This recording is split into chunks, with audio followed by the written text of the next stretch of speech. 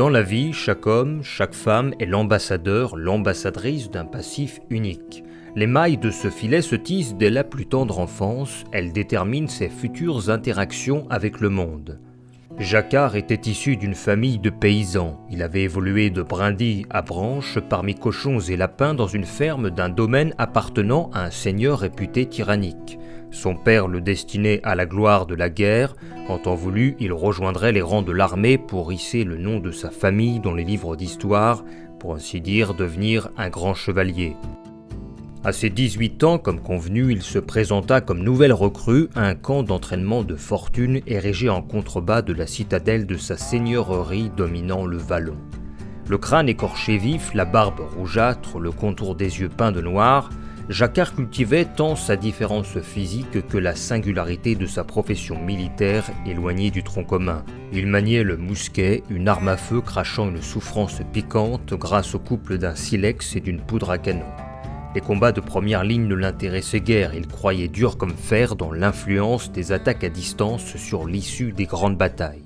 Sans les connaissances requises, la force de conviction demeure impuissante. C'est pourquoi, dès son arrivée sur cette zone militaire, il se hâta d'aller compléter son apprentissage de l'engin de guerre à la cour du château, courant sur les sentiers balisés entre les diverses tentes plantées çà et là, entourées de rondins de bois alignés à la verticale, portant boucliers, étendards, couleur de sa seigneurie d'un bleu calqué sur celui du ciel de la région, nuancé ces derniers jours par des cumulus d'un blanc aussi pur que le sommet des montagnes enneigées aperçues au loin. Le lieutenant Régnier observait attentivement le placement des doigts de Jacquard sur les parties techniques de son arme à feu, la façon dont son corps réagissait au déclenchement d'une rafale, sa position, son attitude lors de la visée des mannequins de paille qui seront des cibles à abattre durant les lendemains de guerre. Par cette observation minutieuse, il put établir un diagnostic dans le but de lui prodiguer les conseils indispensables à un maniement d'excellence du mousquet. Les journées de pratique étaient longues, épuisantes, duraient du petit matin jusqu'à l'aube. Le soldat Jacquard ne se voyait accorder qu'une pause par journée. Il en profitait pour apprécier le paysage du point de vue des remparts. Quelle tristesse, soupira-t-il. Les forêts ne comptent plus que 2 ou 3 arbres à cause de l'effort de guerre. Nos moulins, antres de création de notre tendre farine, n'ont plus de meuniers à l'œuvre et aucune sentinelle ne veille sur les terres cultivées du peuple, tandis que les plus fortunés se mettent à l'abri derrière les remparts de pierre du château.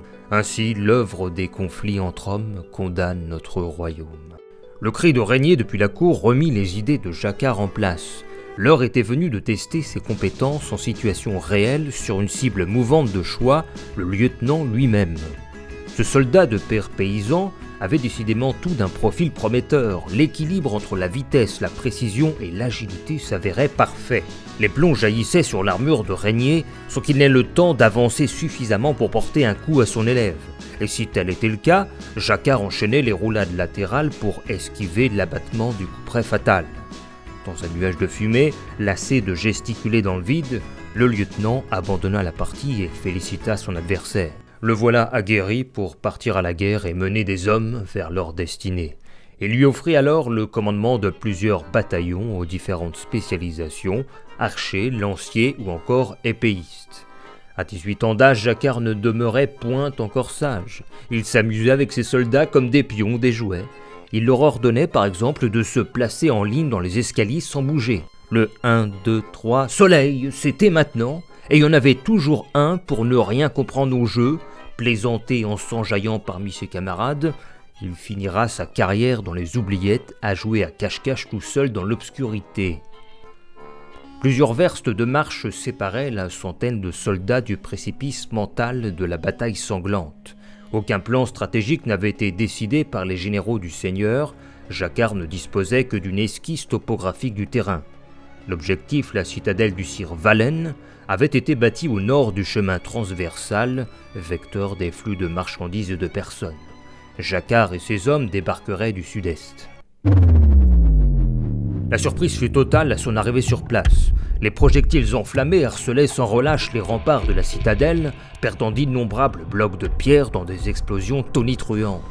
Les forces alliées avaient commencé le pilonnage de l'objectif bien avant l'arrivée du fils de paysan Jacquard et essuyaient une contre-attaque farouche des ennemis. Des dizaines d'assaillants traversèrent le brouillard de guerre pour fondre avec brutalité sur la formation fraîchement débarquée. Les lanciers se placèrent en ligne, constituant un bloc imperméable à la vague d'épée. Les hommes du Sir Valon ne pouvaient plus avancer sans se faire empaler. Jacquard brandit alors le saint mousquet et, à l'abri parmi les rangs de ses soldats, déversa le feu du canon et les flammes grégeoises. Il fallut très peu de temps pour que son bataillon vienne à bout de ses épéistes, et ils foncèrent tête baissée prêter main forte à un groupe d'alliés en peine. La déroute de l'adversaire fut brève, dans le vacarme assourdissant d'une gigantesque tour de siège poussée en direction du mur de la citadelle. La menace pour la sécurité des occupants du château fut telle que Sir Valon ouvrit les portes pour lancer son escouade montée d'élite, intercepter ces immenses structures de bois. Une terrible erreur stratégique face à l'inexpérimenté Jacquard, aux commandes de l'unité parfaite pour contrer la cavalerie. Les lances acérées encerclèrent les destriers. La perforation de masse fut parfaite, sanglante, expéditive. Cette efficacité impressionnante fut déterminante dans le déroulement de la bataille de Valognes. Les forces alliées purent poursuivre le déplacement des engins de siège pour les accoler à la muraille, toujours bombardée par les trébuchets situés en arrière des forces en présence. L'assaut final prit place à la cime des structures de bois, quand elles se déployèrent au bord des remparts. Tout caractère ordonné avait disparu subitement. La cacophonie de coups et de sons battait à plein régime. On ne savait plus qui tapait sur qui faisait quoi. Néanmoins, on voyait très bien qui perdait la tête, massacré par les nuées de plomb du fils de paysan Jacquard. Malgré cela, on piétinait. On éprouvait de grandes difficultés à faire ne serait-ce qu'1 centimètre. Le général Sigismond dut intervenir.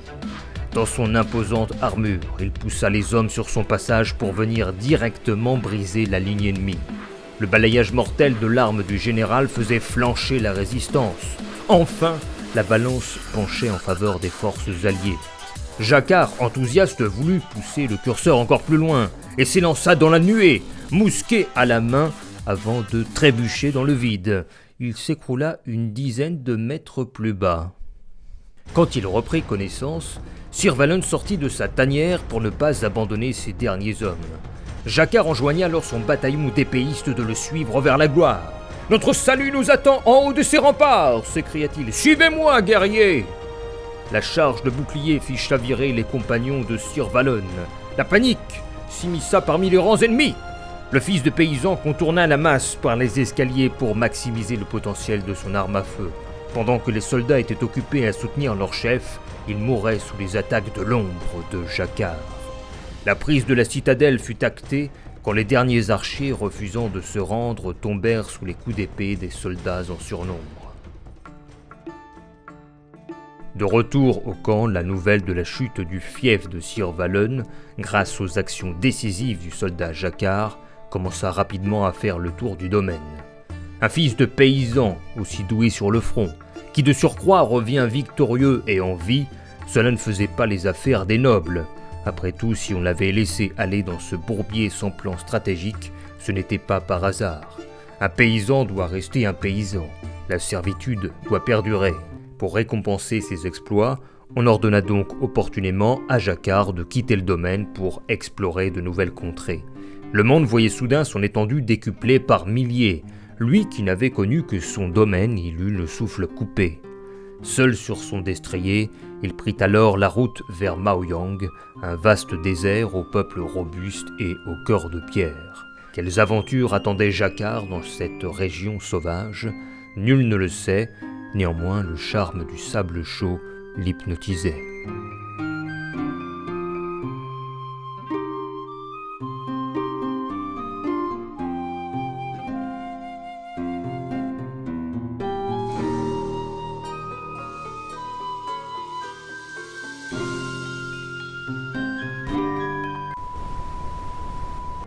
Ah, c'est excellent la musique derrière.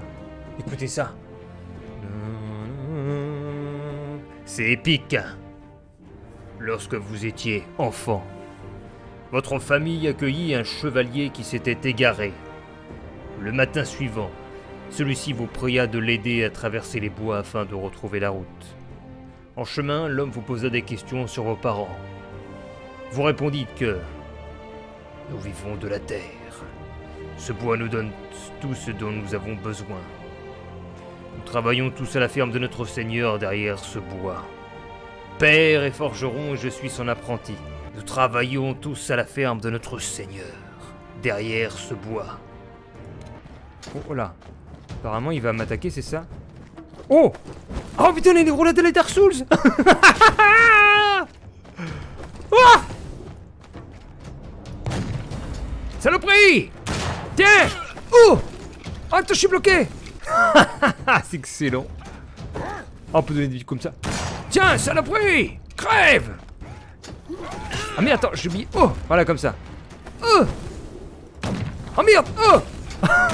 C'est excellent ce jeu! J'adore. Oh! C'est génial! Charge bouclier. Go! Mais attends. Je suis derrière! Oh!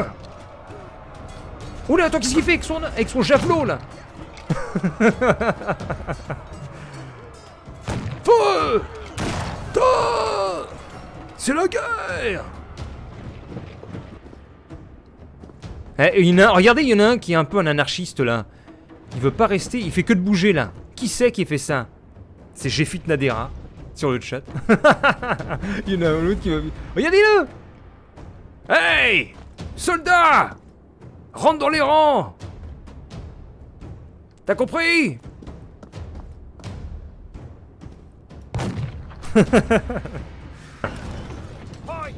Tous morts tout de suite.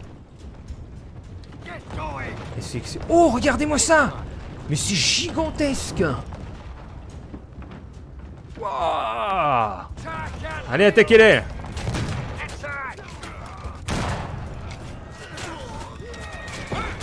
Paf! Merde! Rassemblez-vous, défendre! Tuez-les tous! Oui!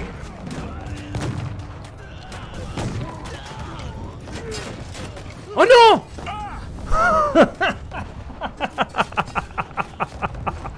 Oh mon Dieu! Oh là là, je me suis cassé la cheville! Charge bouclier dans le tas. Yo!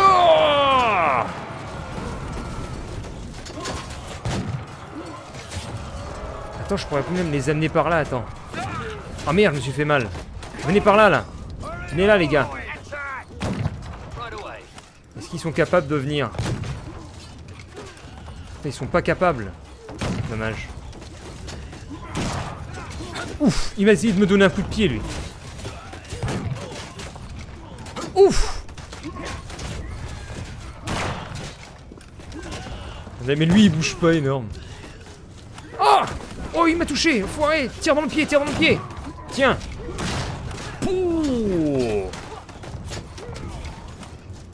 Je me les... Je vais essayer de les avoir là-bas, là. Tenez! Oui! Oh, cette attaque de flanc. Je tire au flanc.